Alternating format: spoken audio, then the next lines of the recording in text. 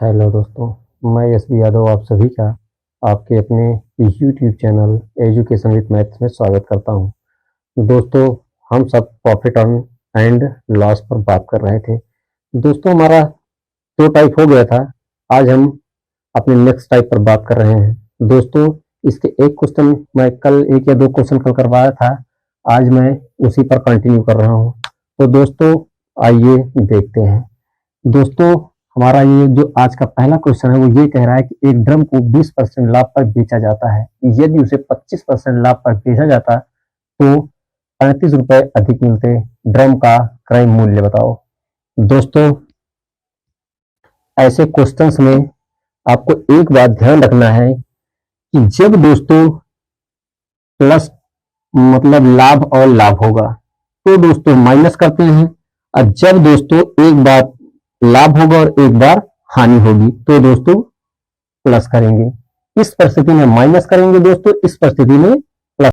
20% मतलब दोस्तों 120% होगा दोस्तों।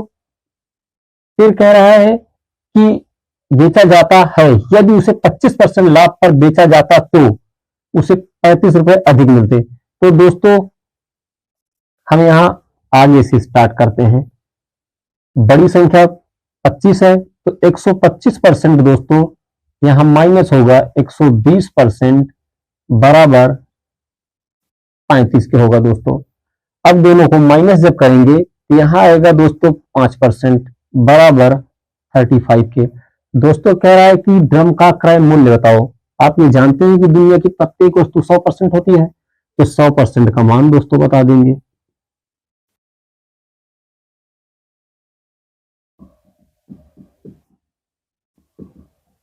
ये प्रतिशत को कैंसिल करेंगे दोस्तों, ये 5×35 मतलब इस ड्रम का जो क्रय मूल्य होगा दोस्तों सीपी होगा वो 700 रुपए होगा।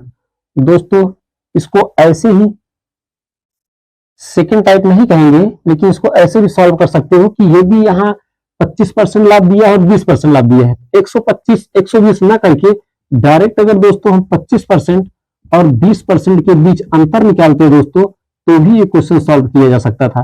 दोनों का जो डिफरेंस होगा दोस्तों वो 5% का होगा बराबर 35 के। तो 100% का मान बताना है दोस्तों, तो 35/5 गुणते 100। अब 5×7=35 मतलब ये जो ड्रम का क्रय मूल्य होगा दोस्तों सीपी होगा वो 700 रुपए होगा। आइए अब हम अपने अगले क्वेश्चन पर चलते हैं। कह रहा कोई वस्तु है 10% हानि पर बेची जाती, यदि 9 रुपए अधिक में बेची गई होती तो उस पर 12.5% का लाभ होता। उस वस्तु का क्रय मूल्य बताओ। तो दोस्तों हमने आपको बताया कि या तो 125 आप कर दीजिए या 25 कर दीजिए, 120 कर दीजिए या दोस्तों सिर्फ 20 कर दीजिए। तो आप ऐसे भी सॉल्व कर सकते हैं।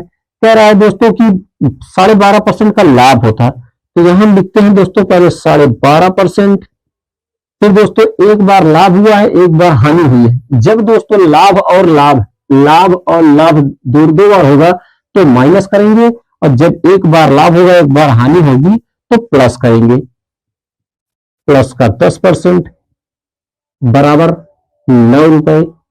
अब दोस्तों दोनों को जोड़ देंगे, 12 10 22, ये होगा 22.5% बराबर 9 के। तो वस्तु का क्रय मूल्य कह रहा है दोस्तों, तो क्रय मूल्य मतलब 100% बराबर 9/22% गुणते 100।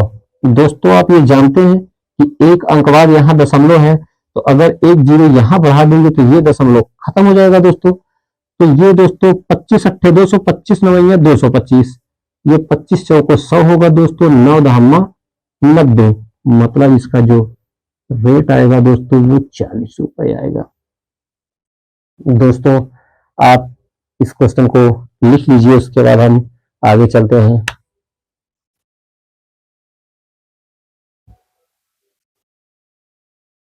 दोस्तों हमारा जो अगला क्वेश्चन है वो ये कह रहा है 15% लाभ तथा 9% हानि के बीच जो अंतर है वो 768 है। वस्तु की लागत मूल्य बताओ। वस्तु का या वस्तु की लागत मूल्य बताओ। तो दोस्तों ये कह रहा है कि 15% और 9% के बीच अंतर का बीच तो आप अंतर का मतलब तो आप माइनस जानते हैं दोस्तों। तो 15% और 9% के बीच जो अंतर है वो 768 है। तो दोस्तों जब माइनस करेंगे तो 15 में से 9 माइनस करेंगे तो ये 6% होगा। 6% 768 के बराबर है। तो दोस्तों कह रहा है लागत मूल्य और क्रय मूल्य सेम होते हैं दोस्तों। तो 100% का मान बताना है दोस्तों। 768/6 इंटू 100। आप जानते हैं ये परसेंट से परसेंट कैंसिल हो जाएगा। अब आप कैंसिल कर दीजिए दोस्तों इसको। ये करेंगे 2 तिया 6 से 2 से करो ये 2 तिया 6, एक बचा 2 और 16 और 2 चौक 8। दोस्तों ये पूरी तरह से कटेगा। 3 एक कम 3, 3 दूना 6, 3 अट्ठे 24। मतलब दोस्तों इसका जो मूल्य था 12,800 रुपए था। देख लीजिए ये दोस्तों।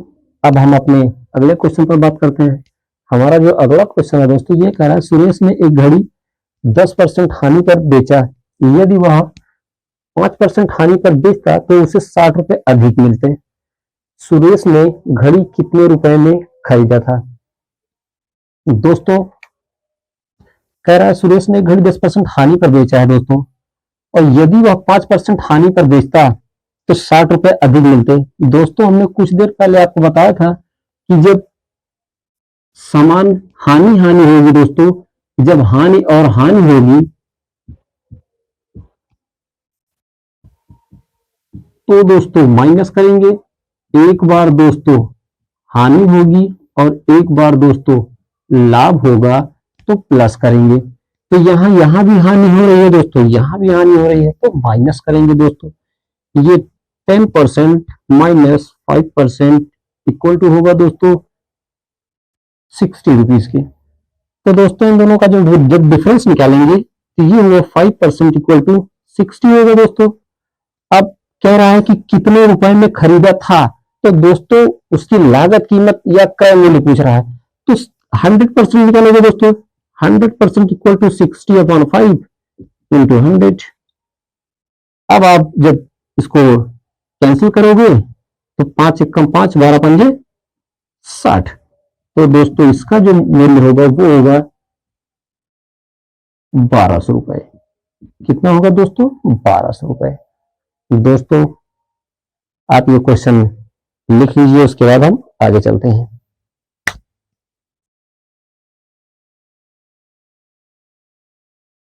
दोस्तों आइए अब हम अपने अगले टाइप पर चलते हैं। दोस्तों जो हमारा अगला टाइप है वो ऐसे क्वेश्चंस पर हम बात करेंगे जहां पर समान परसेंट में या तो लाभ होगा या समान परसेंट में हानि होगा, या समान परसेंट की हानि या समान परसेंट का लाभ होगा। ऐसी परिस्थिति में दोस्तों सदैव जब कभी कहीं क्वेश्चन में जैसे 10% की हानि दिया, 10% का लाभ दिया है, तो सदैव दोस्तों सदैव हानि ही होगी दोस्तों, लाभ नहीं हो सकता, हानि होगी। ऐसे क्वेश्चंस को दोस्तों ऐसे भी कर सकते हैं। कह रहा है कि एक व्यक्ति ने 2 घड़ियों में प्रत्येक को 396 रुपए में बेचता है। एक पर उसे 10% का लाभ होता है और दूसरे पर उसे 10% की हानि होती है। तो पूरे सौदे में उसका लाभ या हानि परसेंट बताओ। दोस्तों जब 396 रुपए में बेचता है तो एक पर तो उसे 10% का लाभ होता है। दोस्तों 110% बराबर होगा 396 के। तो दोस्तों हम 100% का मान निकाल लेंगे। 396/110 इंटू 100। और दूसरे पे क्या कह रहा है दोस्तों कि 10% की हानि होती है, मतलब 90% बराबर होगा दोस्तों 396/में। अब 100% का मान निकाल लेंगे दोस्तों। 396/90 इंटू 100। अब दोस्तों यहाँ 0 से 0 कैंसिल कर देंगे, यहाँ भी 0 से 0 कैंसिल कर देंगे दोस्तों। अब जब इसको कैंसिल करेंगे तो 11 × 35 होगा दोस्तों। तो 6 बचा है दोस्तों, 11 6 का 66। इसका जो क्रय मूल्य होगा 360 रुपए होगा दोस्तों। ये 9 चौक 36 होगा, 9 चौको 36, ये 440 रुपए। अब दोस्तों क्रय मूल्य आ गया दोस्तों। अब इन दोनों को हम ऐड कर देते हैं तो 0 6 4 10 4 3 7 1 8। दोस्तों 800 रुपए वो खरीदा था अब बेस कितने में रहा है दोस्तों, इन दोनों को ऐड कर देते हैं, 396 और 396 को, 396 और 396 की 6 6 12, 9 दूनी 18 19, 3 3 6 7, मतलब दोस्तों जो वस्तु वो 800 में खरीदा था बेच रहा है 792 रुपए में। तो दोस्तों हानि कितने की होगी, 92 8 100 होता है दोस्तों, मतलब 8 की। अब 8 की दोस्तों हानि हुई है तो 8 गुणते 100 बटे में किस पर हुई दोस्तों, 800 पर हुई है। 800 पर 0 से 0 काटेंगे दोस्तों, 8 से 8 कैंसिल कर देंगे। तो दोस्तों हमने ये कहा था कि इसमें प्रत्येक परिस्थिति में दोस्तों सदैव हानि होगी, 1% की हानि होगी दोस्तों।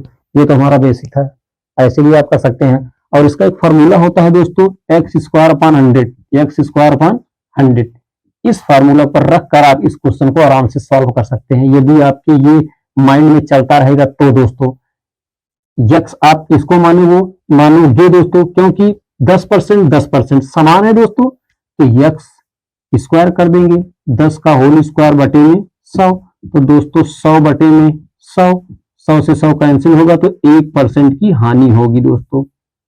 इसको कई तरीके से दोस्तों कर सकते हैं, जैसे यहाँ ये कह रहा है दोस्तों कि 10% का लाभ, तो आप एक तरीके ये भी जानते हैं दोस्तों, 10% का मतलब बटे में 100, जो वस्तु 10 की है दोस्तों वो 11 में बिकेगी।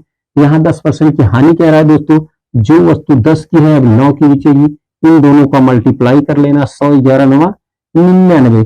बीच में दोस्तों अंतर कितने का आएगा, 1 का, 1 गुणते 100 होगा दोस्तों बटे में 100 होगा। अब 100 से 100 कैंसिल करेंगे, 1% की हानि होगी दोस्तों। ऐसे क्वेश्चन को आप कई टाइप से कर सकते हैं।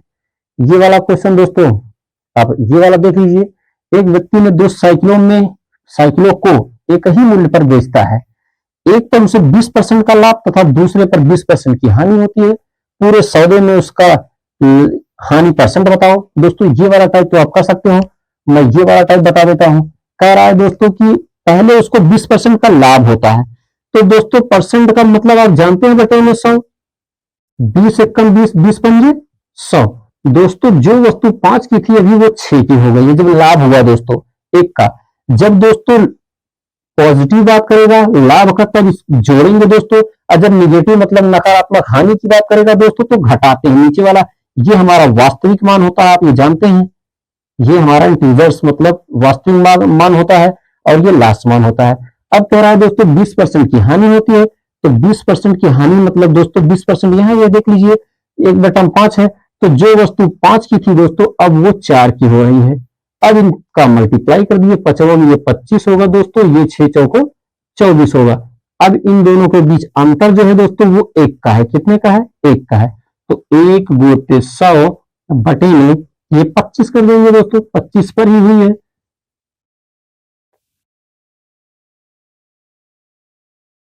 ये होगा 25 से कम 25, 25 चौको 100 दोस्तों, 4% की हानि होगी, 4% की हानि होगी दोस्तों। अब आप ये क्वेश्चन लिख लीजिए, इसके बाद हम आगे चलते हैं अपने अगले टाइप पर दोस्तों। आइए दोस्तों अब हम अपने अगले क्वेश्चन पर चलते हैं दोस्तों। जो हमारा अगला क्वेश्चन है वो इसके पहले वाले टाइप का ही है दोस्तों, लेकिन हमने इसको इसलिए लिखा है क्योंकि ये बताना था दोस्तों कि यदि परसेंट का क्वेश्चन परसेंट में ही दोस्तों पूछे तो अगर इस मान का प्रयोग ना भी करेंगे आप तो भी दोस्तों क्वेश्चन को सॉल्व किया जा सकता है दोस्तों। आइए देखते हैं दोस्तों, यहाँ ये कह रहा है कि 15% बटे में 100 होगा दोस्तों, 5 या 15 होगा, 5 दूना 10 होगा दोस्तों। यदि लाभ होगा तो जोड़ देते हैं, और हानि होगा दोस्तों तो घटा देते हैं। तो दोस्तों जो वस्तु 20 की थी अभी वो 23 की हो गई है, और हानि हुआ है 15% का दोस्तों, तो जो वस्तु 20 की थी अब वो 17 की माइनस कर देंगे दोस्तों दूसरी बार। तो अब इन दोनों का मल्टीप्लाई कर देंगे, 20 का दोस्तों मल्टीप्लाई 20 में होगा 400 होगा, ये 17 3 51, 5 होगा दोस्तों, 17 दूना 34, 5 39 होगा दोस्तों। अब इन दोनों के बीच जब अंतर देखेंगे तो वो 9 का होगा, 91 9 100 होगा दोस्तों। परसेंट में प्रतिशत में पूछेंगे दोस्तों तो 9 गुणते 100 बटे में 400 दोस्तों, 2 जीरो से ये 2 जीरो कैंसिल कर देंगे। अब जब इसको 9 को 4 से डिवाइड करेंगे दोस्तों तो ये होगा 4 दूना 8, 2 बचा, दशमलव लगाएंगे, 1 बचा, 4 दूना 8 दोस्तों, 1 बचा, फिर 4 दूना 8 होगा, 4 पंजे 30 होगा। दोस्तों हमने ये कहा था कि जब समान लाभ और समान हानि होगा तो सदैव दोस्तों हानि ही होती है। क्या होगा दोस्तों? सदैव हानि होगा। यह एक फार्मूला भी बताए थे कुछ देर पहले कि दोस्तों यक्स स्क्वायर बटे में 100 करके इसको आराम से सॉल्व किया जा सकता है। आप यक्स का मान 15 मानेंगे, 15 का होल स्क्वायर करिएगा बटे में 100, 15 का होल स्क्वायर 225 होता है दोस्तों, बटे में 100, नीचे 100 है तो 2 अंकों के बाद दशमलव का प्रयोग होता है दोस्तों। 2.25% कमी होगी दोस्तों सदैव। आइए इस पर आते हैं दोस्तों। एक व्यक्ति ने 3 वस्तुओं में से